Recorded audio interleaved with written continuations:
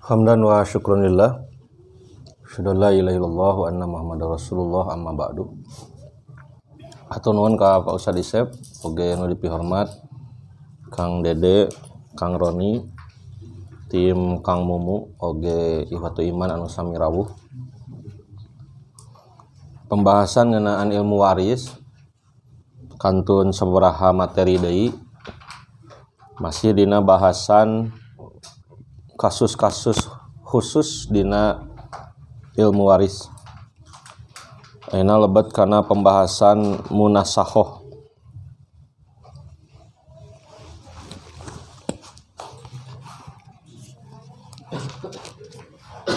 Munasakhoh atas aja.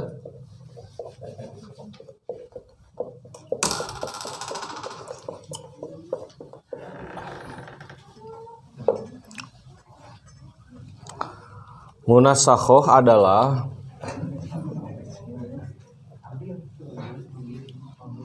seorang atau lebih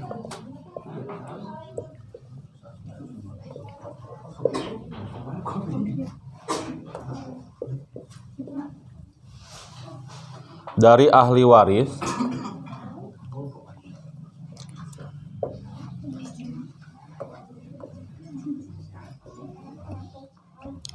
yang meninggal dunia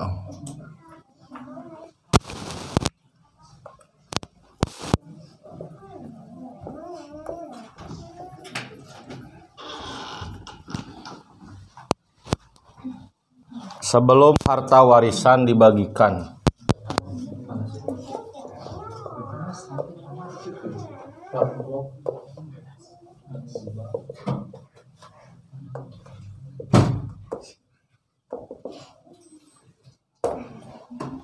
Ulangi.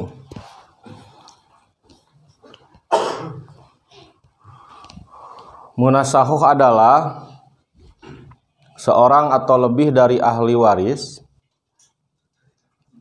yang meninggal dunia. Kan biasanya ahli waris itu mendapatkan harta warisan, tapi sebelum dia mendapatkan harta warisan keburu menyusul siapa? Menyusul yang mewariskan. Itu disebutnya munasakhoh.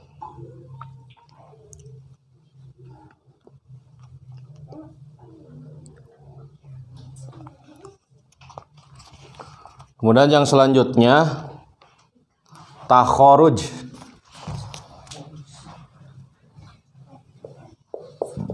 Takhoruj.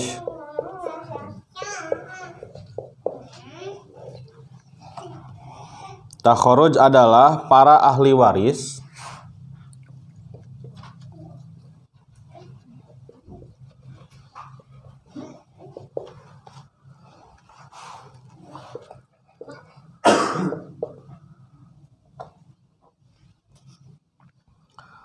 berdamai atau bersepakat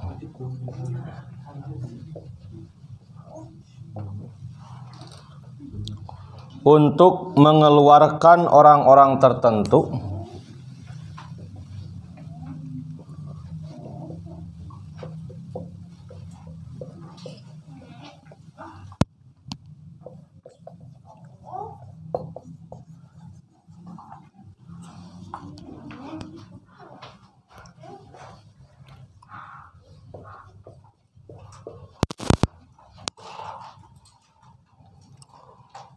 dari harta waris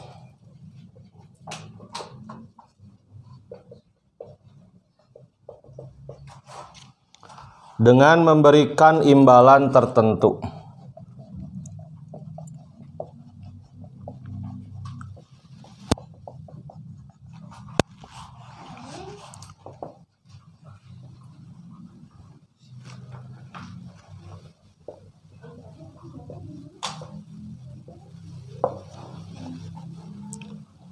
Baik yang diberikan itu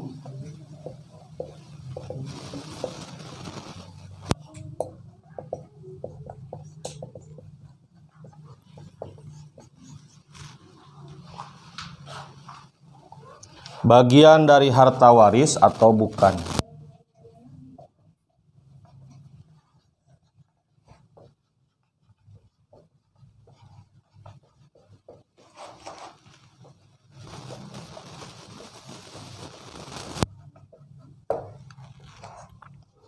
Ulangi, takharuj adalah para ahli waris berdamai atau bersepakat untuk mengeluarkan orang-orang tertentu dari harta waris. Artinya ada beberapa ahli waris yang dinegosiasi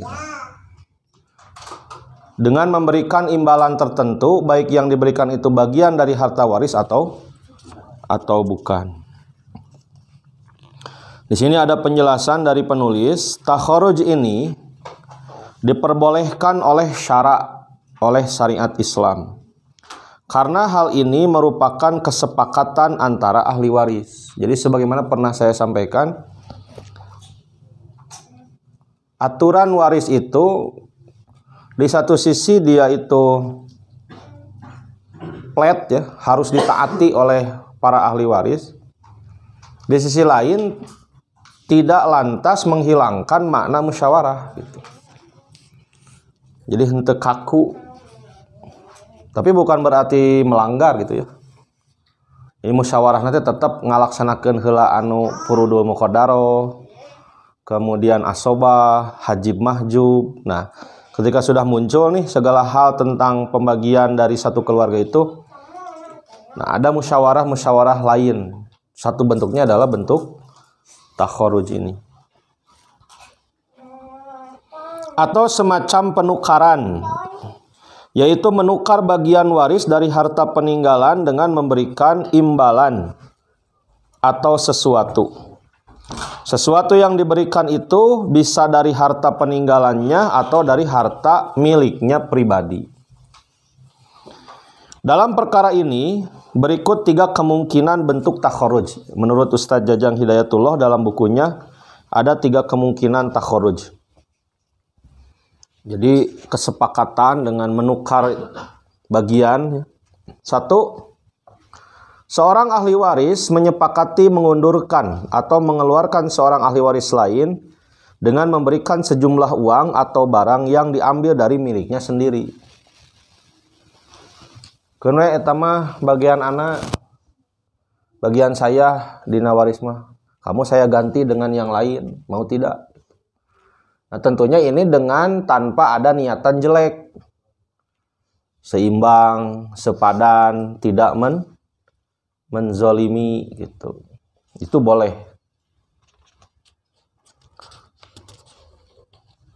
Itu yang pertama, kemungkinan mengundurkan seseorang. 2, beberapa ahli waris menyepakati mengundurkan atau mengeluarkan seorang ahli waris dengan memberikan sejumlah uang atau barang yang diambil dari harta waris. Artinya, ini kesepakatan bersama bahwa seorang ahli waris itu setelah dilihat bagiannya diganti dengan sejumlah uang. Itu boleh tentunya sekali lagi dengan musyawarah.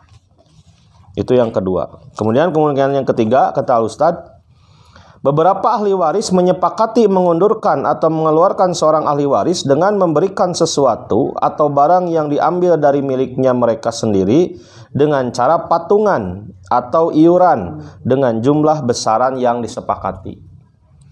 Ieu mah bahkan tepikeun ka udunan kanggo maparinan heula ka seseorang tapi dia nanti tidak termasuk dalam pembagian waris.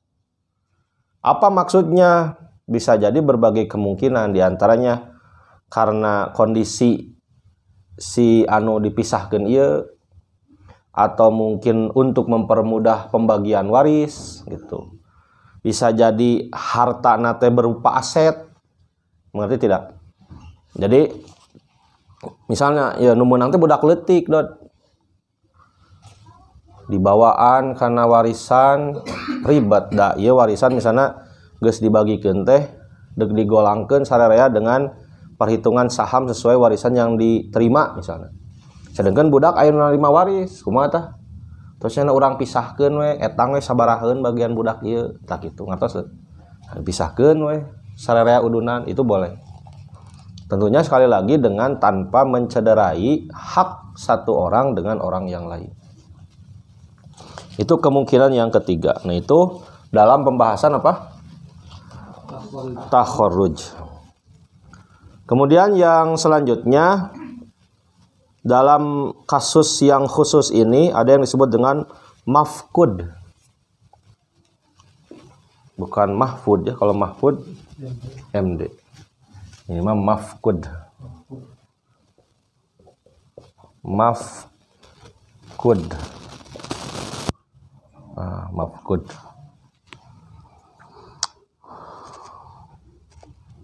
Adalah orang atau ahli waris.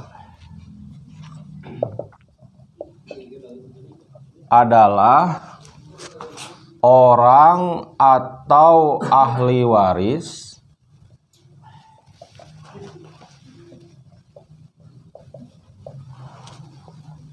yang terputus beritanya. Kemana terputus, Tewan? Wan, halo. Yang terputus beritanya tiga sawan, anu ical di leuweung teh. Raden Kian Santang. Leres? Di mana? Di leuweung. Di Garut. Dan tidak diketahui. Tah, eta nih. Kira aku udah aya laguna. Raden Kian Santang aya laguna nya. Dan tidak diketahui apakah ia masih hidup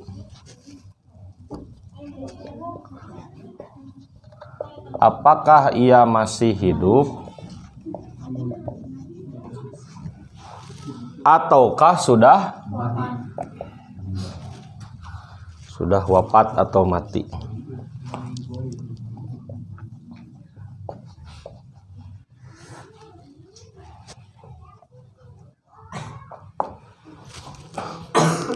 Ulangi, mafkud adalah orang atau ahli waris yang terputus beritanya dan tidak diketahui apakah ia masih hidup ataukah sudah mati atau wafat. Nah, tentang hal ini juga tidak lepas dari penyelesaian para ulama. Kata Ustaz di sini, pendapat yang benar mengenai waktu penantian diserahkan kepada kebijakan hakim. Nanti hakim memanggil keluarga, leungit di mana gitu. Itu cenah di Gunung Himalaya. Nanti kan dipanggil tim ahli yang biasa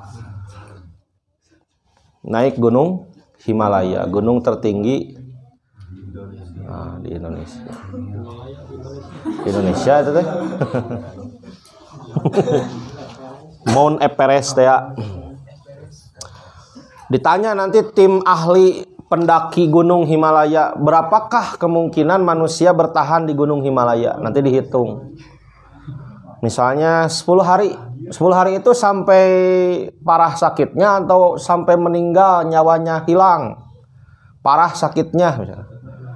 Terus ditanya lagi misalnya sudah parah sakitnya sampai hilang nyawanya berapa hari tambah?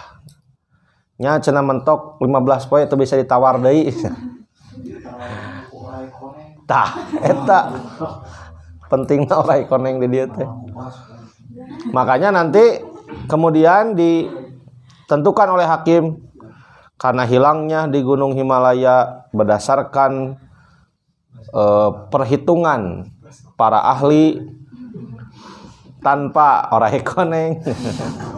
Maka saya putuskan apabila sejak hari ini Sabtu tanggal 24 Desember 2022 pukul 19.00 apabila 15 hari ke depan yang termaksud tidak kembali maka dinyatakan meninggal dunia dan akan diadakan pembagian waris.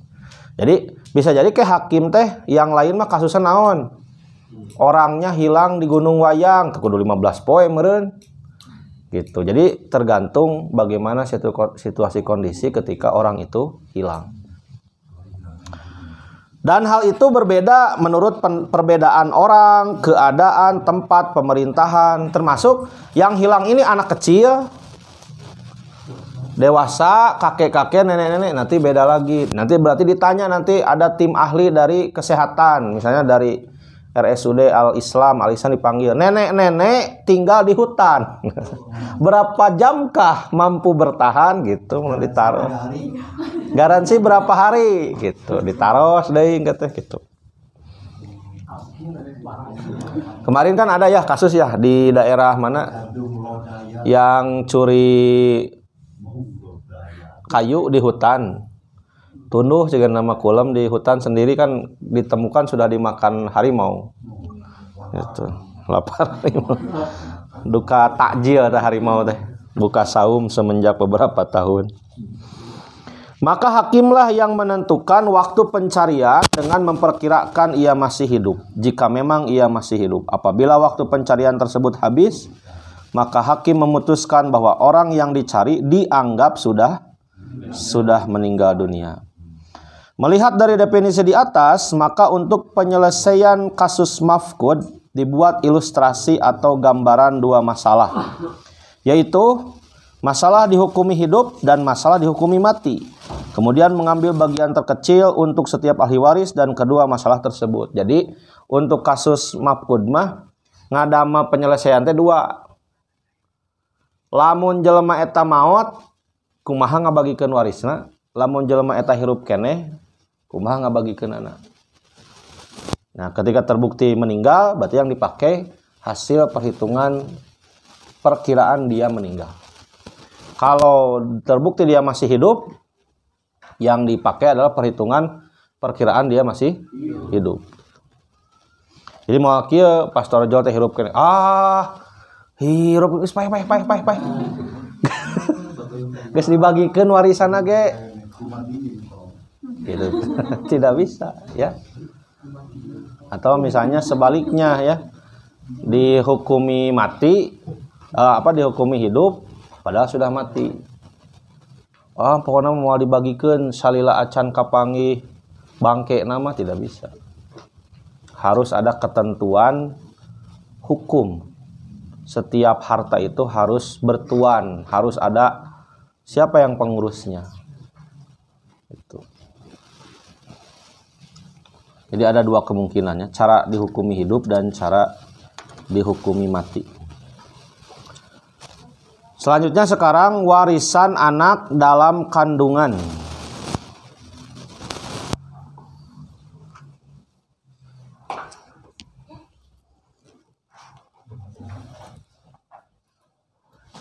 Kandungan bapaknya, ibunya? Kandungan ibunya, tanggungan bapaknya.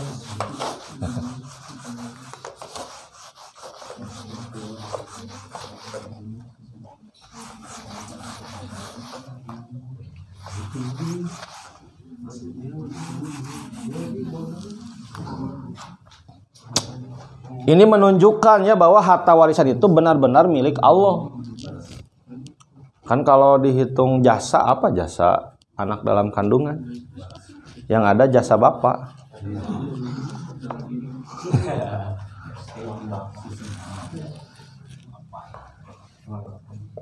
Warisan anak dalam kandungan.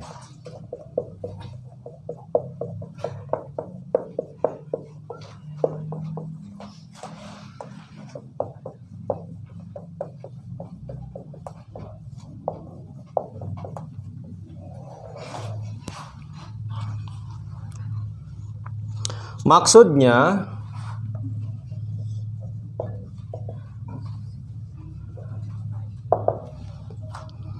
jika seorang mati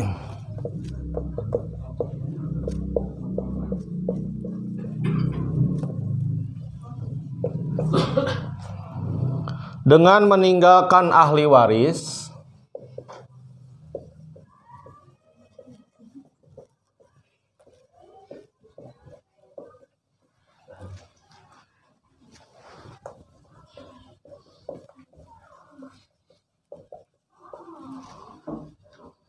di antaranya ada yang masih dalam kandungan.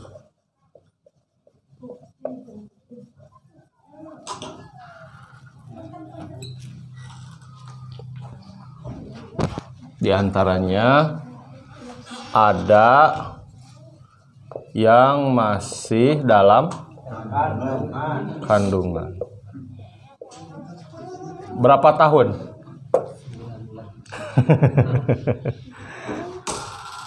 Tapi saya Kang De, menurut kesaksian ibu saya 12 bulan dalam kandungan. 1 tahun.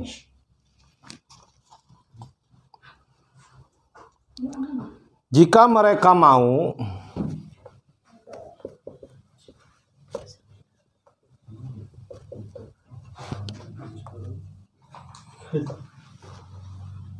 mereka boleh menunda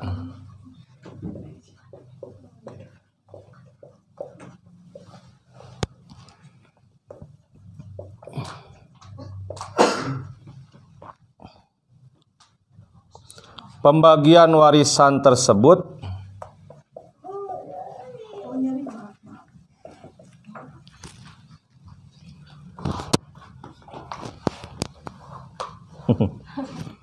pembagian warisan tersebut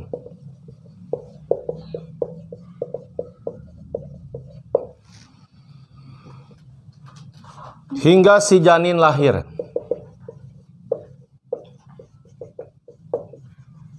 Coba apa perbedaan dengan kasus yang sebelumnya?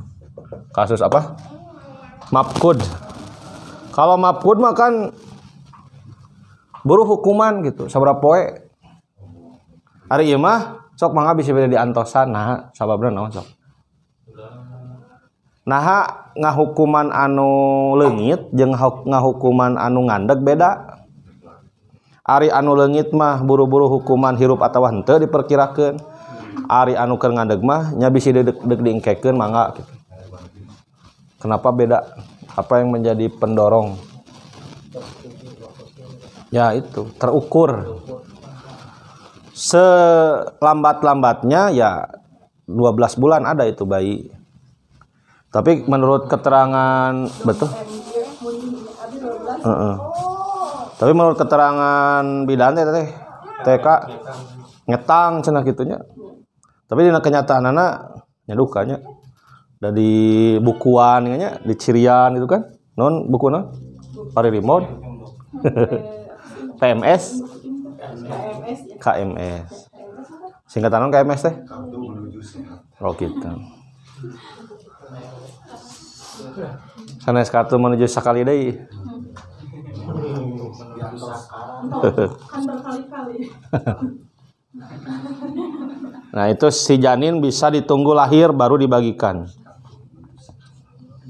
Hal ini tidak mengapa karena warisan adalah hak ahli waris. Jika mereka meminta atau sebagian mereka meminta bagian sebelum si janin lahir pun tidak apa-apa. Atau sebagian mereka itu ahli waris yang lainnya selain si janin meminta bagian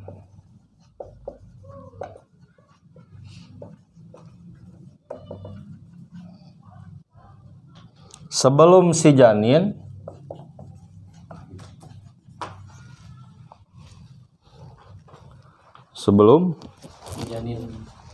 si janin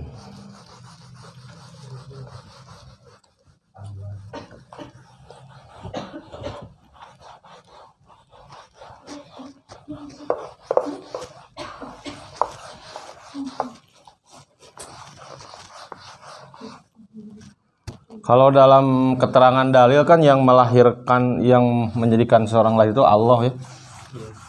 Tapi dengan hari ini entah seimbang dengan antara anugerah dan ujian ya. Jadi seolah-olah ada yang terlalu cepat, ada yang terlalu lambat gitu. Padahal ada sadayana ge aya waktuna. Atau sebagian mereka meminta bagian sebelum si janin lahir pun tidak apa-apa. Si janin lahir pun tidak apa-apa. Abi mah cenah hoyong ayeuna nuju Peryogi bade daftar sakola murang kali. Kumaha cenah ieu orok pan anjeunna ge ahli waris, engke antosan lahir. Tah wios sok we pasikeun heula. Berarti ada yang dibagikan lebih awal, ada yang diakhirkan termasuk si janin. Jadi HD-nya orok teh can lahir geus boga warisan. Terlahir sebagai orang kaya. Non film Korea teh lahir pun tidak apa-apa. Tetapi perhitungan harta waris si janin dan ahli waris lainnya wajib dilakukan dengan hati-hati. Itu wajib dilakukan hati-hati. Kenapa harus hati-hati? Kenapa? Karena ada dua kemungkinan kan. Apakah janinnya selamat atau meninggal. Bahkan ada 4 kemungkinan. Selamat, meninggal, laki-laki, atau perempuan. Jenis kelamin. Kan kadang USG itu tidak menjamin. Mungkin Allah menutup mata sang dokter pas dilihat menutup kamerana. Perempuan misalnya pas lahir laki-laki. Pas dilihat laki-laki pas lahir perempuan. Makanya kepentingan kita untuk USG itu sesungguhnya hanya untuk kesehatan ya. Posisi janin. Posisi bayi. Kondisi air ketuban. Kemudian detak jantung apakah iramanya sesuai dengan yang diukur oleh dokter, plasentanya. Terus ukur apa lagi? Keuangan. Orok tong waka lahir, can aya jang lahiranana. Siap, can cek orok teh gitu. Nah, itu dalam maksud untuk kesehatan tidak apa-apa. Kata Ustaz Jajang dalam bukunya, usia janin dalam kandungan yang sudah bernyawa yaitu di atas usia 4 bulan berhak mendapatkan warisan. Ini catatan pertama. Jadi teteh-teteh nih ketika punya janin usia 4 bulan itu sudah bernyawa. Maka dia dihitung sebagai anggota keluarga. Sudah termasuk. Hanya saja tidak usah dikasih nama. Dari kasih nama mah nanti harus lahir dan sudah 7 hari. Kadang sok aya pun anak cenah namina anu kapungkur ngantunkeun justru sabaraha 4 sasi cenah 4 tuh. Sok aya nu paminum keguguran. Iya, agak usah sebenarnya.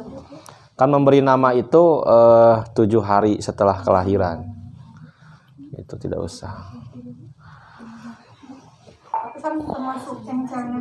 Ya, betul. Maka nanti di akhirat akan dipanggil dengan nama Abdullah. Itu keterangannya seperti itu. Para hamba Allah.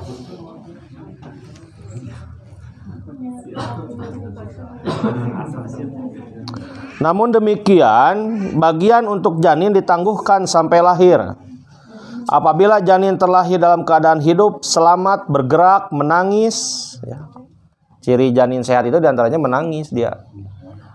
Bahaya itu, Ujang kalau bayi lahir melong ke Ujang teh. Don.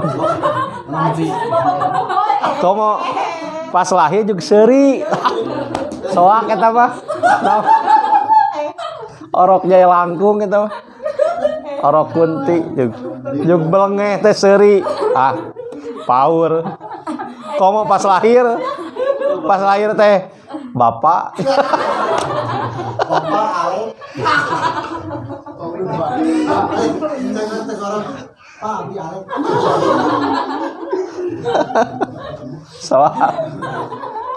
Karena kan ada keterangannya.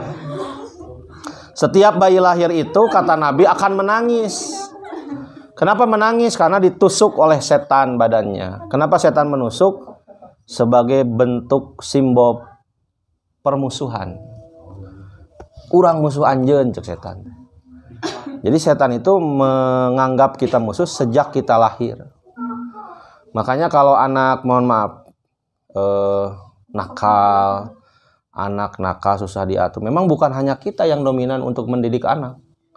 Termasuk dia itu menerima bisikan setan. Makanya bagaimana orang tua harus terus gitu mengajak anak ke masjid, mengajak anak pengajian, mengajak anak belajar mengaji mulai dari Iqra, Al-Qur'an, bersilaturahmi karena setan ikut campur. Bahkan mohon maaf, bukan hanya dari sejak anak itu lahir, tapi sejak suami istri berhubungan badan. Makanya berdoa, kumaha teh doana teh pesen. Allahumma jannibna syaiton wa jannibis syaitona ma razaqtana.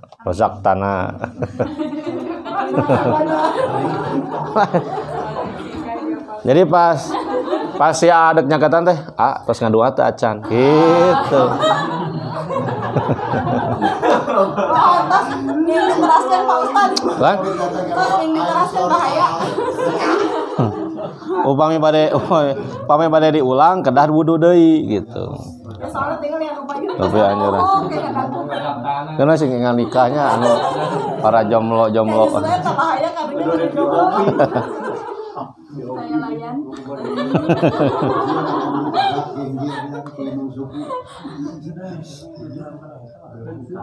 Ada tanda-tanda kehidupan walau sejenak kemudian meninggal ya. Bayinya lahir dulu, dapat dulu dia waris, lalu meninggal. Nah, jadi ada bagian dulu. Maka bagian untuk si janin diberikan kepadanya.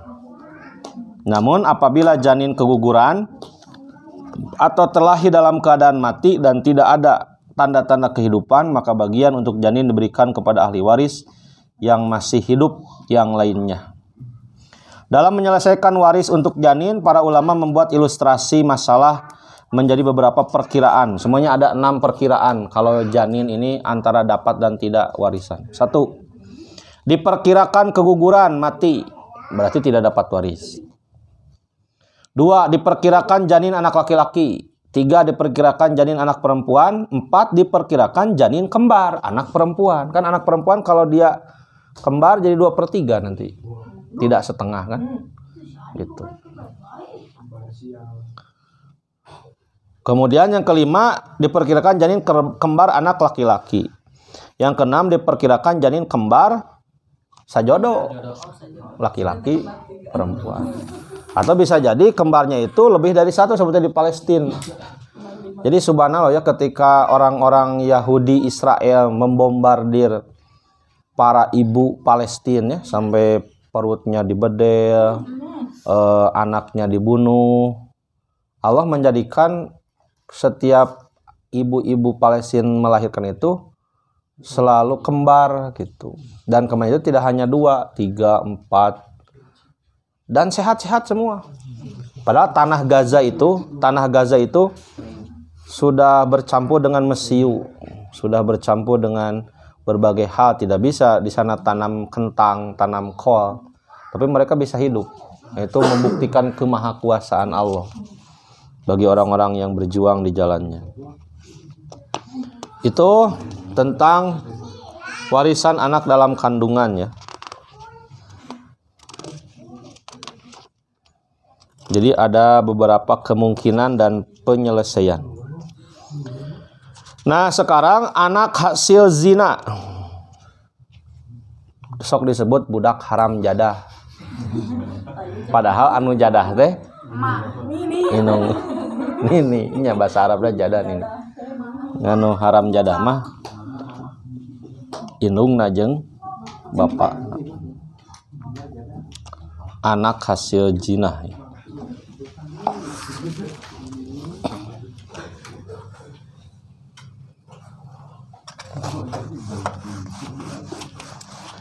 Ini ada perbedaan pendapat ya. Kita akan mengambil pendapat Dewan Hizbah Persatuan Islam. Para ulama pernah membuat keputusan persidangan dalam hal ini. Ada seorang ustadz yang sudah viral, tidak akan saya sebutkan ya, karena direkam. Menurut ustadz yang viral itu, anak hasil zina nasabnya ke ibu. Kan kasihan, ya hasil zina, ya tidak dinasabkan ke ayah, ke ibu. Artinya warisan jadi terganggu. Geus puguh kakak jeung akte mah gitu. Nah, maka itu dikaji ulang oleh Dewan Hizbah yang mengatakan bahwa anak hasil zina tetap bernasab kepada ayah biologisnya. Harus diakui, mau tidak mau. Walaupun misalnya maaf ini, ada seorang perempuan yang nakal, ayahnya lebih dari 10 misalnya. Gotong. Bineka Tunggal Ika, bersatu-satu tapi tetap satu jua. Tetap saja nanti dicari siapa ini gennya. Misalkan melalui rambut diperiksa gitu, cek DNA, siapa ini bapaknya. Harus itu. Berhak. Nanti dalam hal waris, dalam hal segalanya.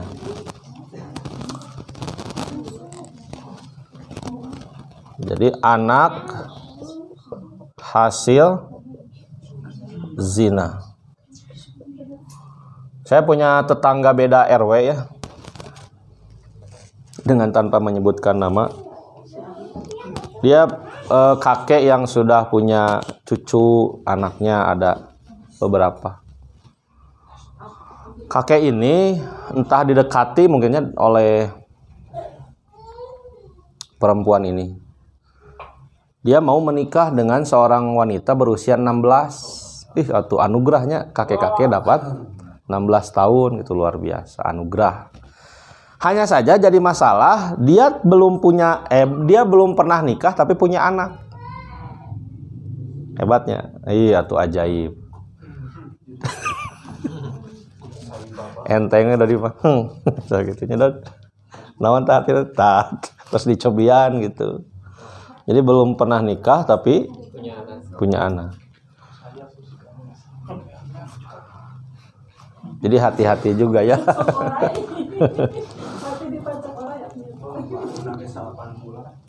Anak hasil zina adalah anak yang dilahirkan ibunya dengan cara yang tidak diizinkan syariat, atau anak zina itu adalah anak hasil dari hubungan yang diharamkan. Nasab anak zina dinisbatkan kepada ibunya. Ini pendapat ya. Ada juga menurut Ibnu Taimiyah dan lainnya mengatakan nasab anak hasil zina itu dapat ditetapkan kepada ayah zinahnya atau kepada ayah biologisnya. Jadi anak hasil zina ini keputusan sidang ya. Jadi artinya bukan hanya satu pendapat ulama. Sidang Dewan Hizbah. Jadi di Persatuan Islam itu ada kumpulan para ulama disebut para ulama Dewan Hizbah. Keputusan sidang Dewan Hizbah, anak hasil zina itu dinisbatkan kepada ayah biologis. Berarti bapakna kudu ngaku. Anak hasil zina dinisbatkan kepada ayah biologis. Karunya atuh da nya hasil zina.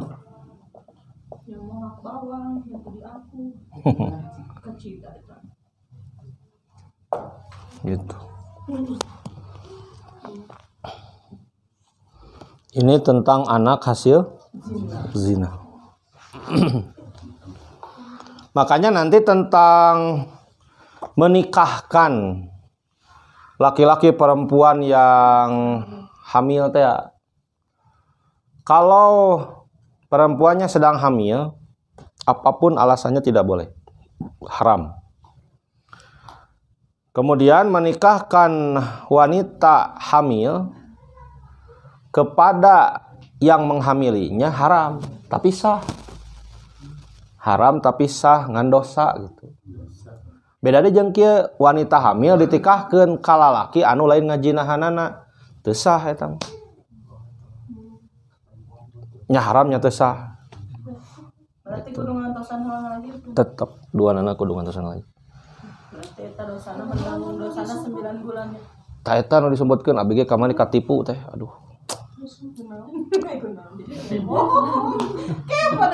Jadi anak teh keur di rumahnya pun bojo aya. Sampai ka dipayunan ku anak jeung pun bojo. Ini jadi pelajarannya bahwa usaha juga manusia bisa tertipu. Eta ku dalehdehna nya, dalehdeh teh ramah, bahagia pokona mah. Wah, si ibu nanti. Usaha cenah dihaturan nyungkeun bantosan. Pangahutbah nikahankeun ieu cenah pun anak dicanak istri anu bade ditikahkeun teh. Oh, alhamdulillahnya sateh bade nikah. Teu katinggal bahwa anjeunna tos ngandeg 8 sasi. Masyaallah. Gitu. Kan aneh teh kumaha nyumputkeunana sih teh. Nah, bahkan cek ana teh kieu alhamdulillah ibunya teh salamet murang kalih teh. Da anu sanes-sanes mah cenah teh nya cara abi teh cari laka muhun cenah alhamdulillah. Eta mah pameunteuna tiisna wah nya salut pokona mah kudu diangkat jadi sinetron ieu Ikatan Cinta jilid 10 gitu atau film Indosiar Azab. Nah, ti dinya teh aya jarak sekitar samingon ka 2 mingon.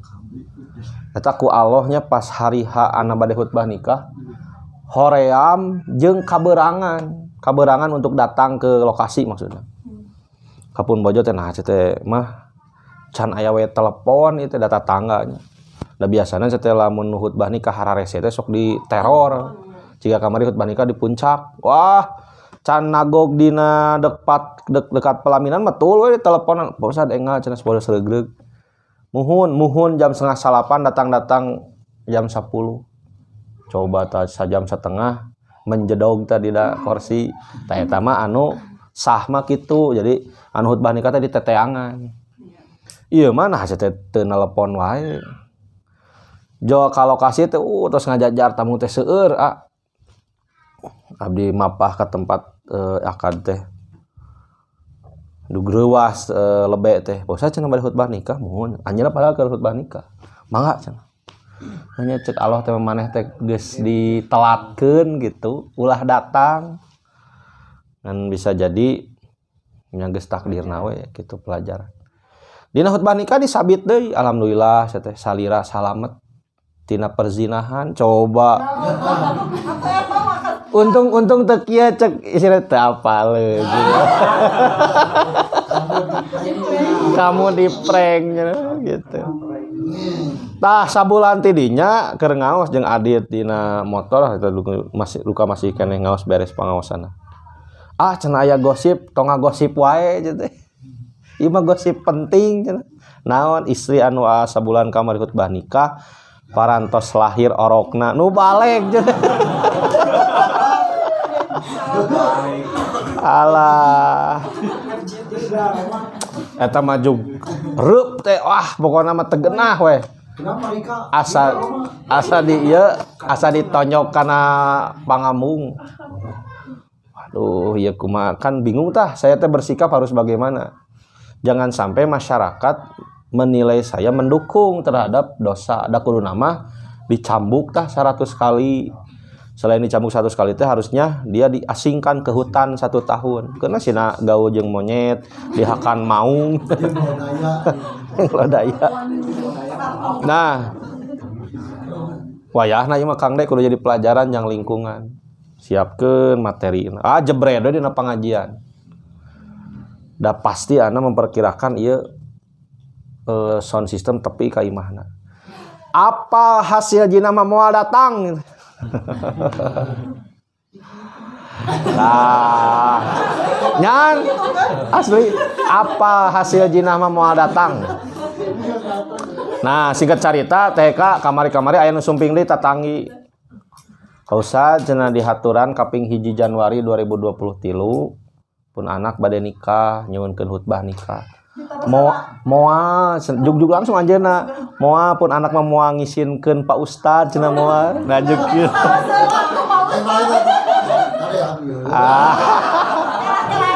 tah gitu. Artinya apa? Nah, suara tadi sampai gitu. Ya minimal menyampaikan. Atau gitu. Kayak surat pidana gitu sih. Jika nama engke mah kudu aya surat bidan ke. Ah, Pak Ustad, aya surat pidana aya pagentos jeung pidana ruas. Gitu. Ieu teh payun cenah bari jeung Pak Ustad anu ngarek. Payun jeung pidana nu hamil. Rewasnya jadi disangkina ieu patilasan. Ya sampai seperti itu kondisi masyarakat kita hari ini. Walaupun untuk hari Ahad tanggal 1 nanti pada akhirnya nanti oleh ayah saya karena saya harus ke Ciganitri. Jadi wayahna ya ke para pemuda tong percaya teuing. Pada akhirnya saya berkesimpulan seperti itu. Tong percaya teuing. Gitu. Kamu kan teu wauh-wauh maju. Ya ini apa? Bisa jadi berbohong gitu. Tuh pokoknya mah nya ana we katipu. Seorang tahu Ustaz. Eta mah daleh deh dugikeun ka kumaha gambaran anu bungah bade hajat ning. Seolah-olah dosa itu tidak ada we. Nalika hari H pernikahan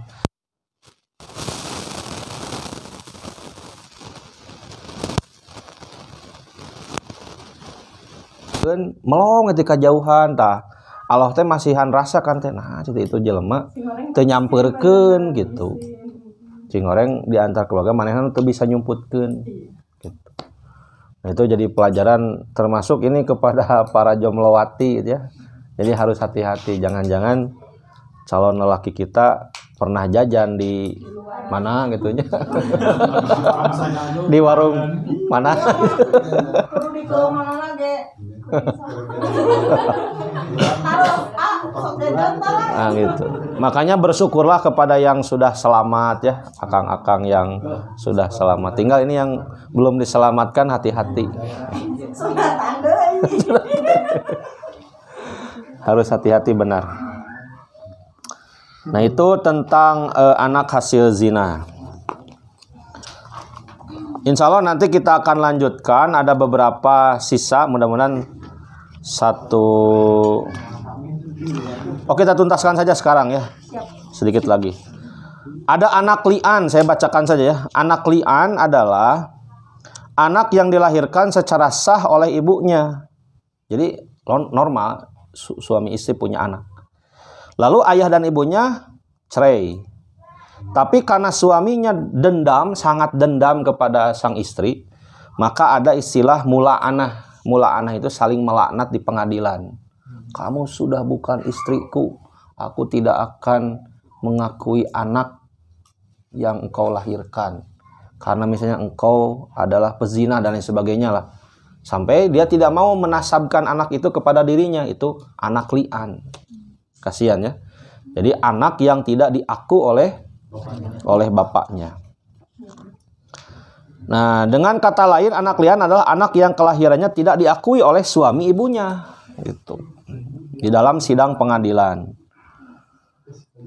Maka anak li'an ini dengan seorang laki-laki yang melakukan li'an tidak saling mewarisi. Hal ini disebabkan karena nasab si ayah dari anaknya telah terputus dan hanya dinisbatkan kepada ibunya. Menurut pendapat Ibnu Abbas, Ibnu Mas'ud dan Ali bahwa wanita yang dituduh berzina, ibunya menempati posisi ayah dalam mewarisi anaknya, yaitu sebagai asobah binafsihi. Bisa jadi salahnya ada di ibu, bisa jadi, atau salahnya di ayah. Misalnya kia punten, nauzubillahnya, misalnya seorang ibu beranak satu. Ketika suami pulang ke rumah, tiba-tiba menemukan isinya dikekepan ku batur. Nah, kemudian dibawa ke pengadilan, lalu saling mula'anah, saling melaknat, bahwa karena engkau aku temukan berzina, misalnya kata suaminya, engkau tidak aku akui sebagai istri lagi, dicerai, dan anak bukan anakku, maka nasabnya terputus.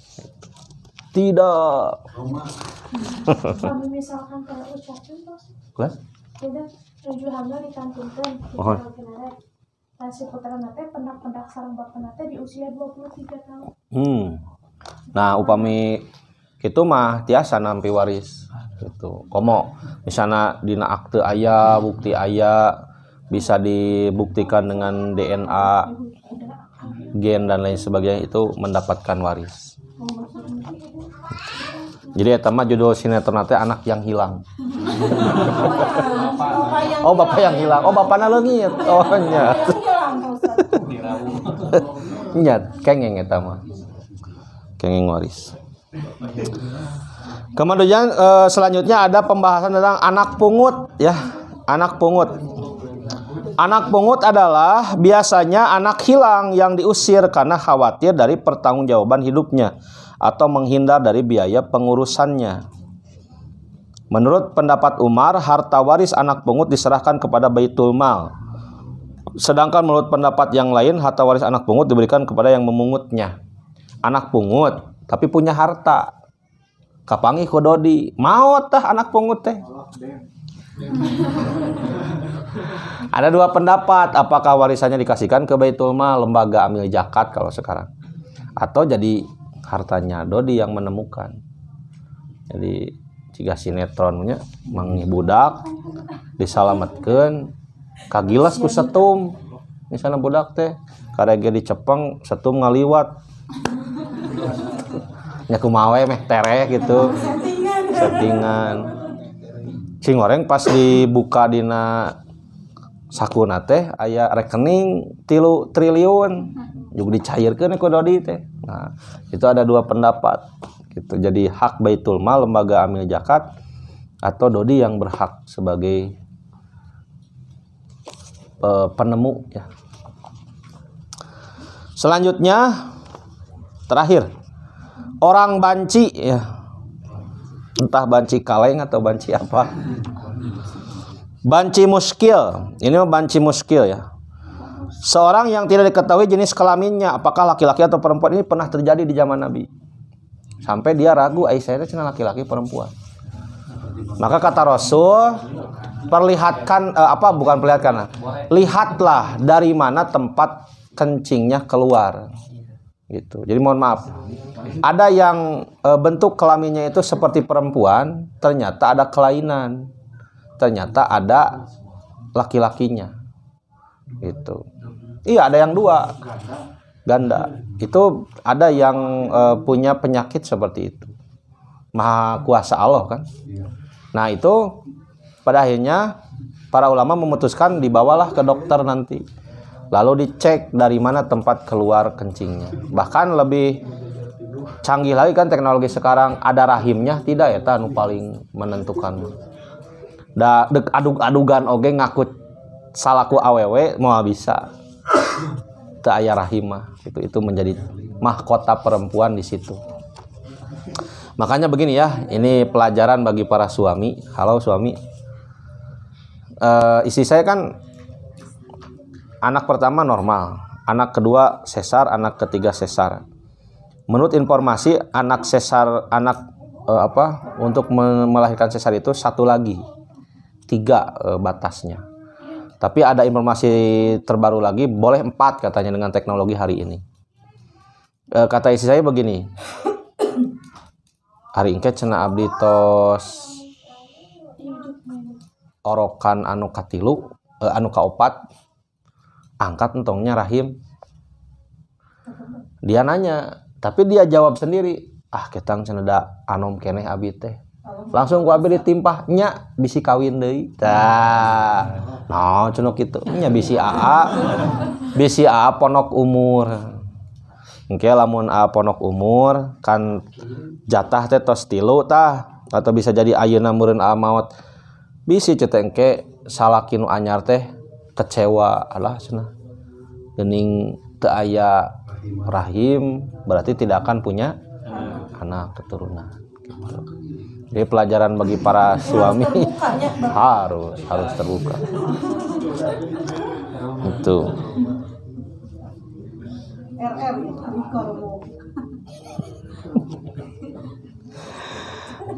Tidak diketahui jenis kelaminnya apakah laki-laki atau perempuan. Sebab pada dirinya ada tanda-tanda perempuan dan ada tanda-tanda laki-laki tanpa dapat dibedakan, atau pada dirinya tidak ada tanda-tanda salah satu dari kedua jenis kelamin tersebut. Maka banci ini kaitannya dengan waris tetap dia harus ditentukan. Di sini disebutkan harus dilihat dari mana keluar kencingnya.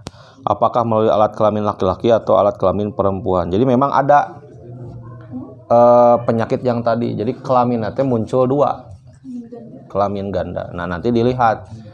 Kalau di zaman dulu mah kan dilihat dari mana tempat kencingnya. Sekarang kan bisa di USG ya, dicek itu ya rahiman tuh. Gitu. Itu.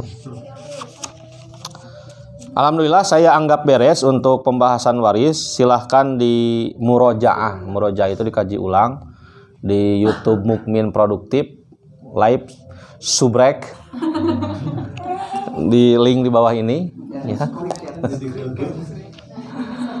Supaya bisa diulang-ulang kembali ya.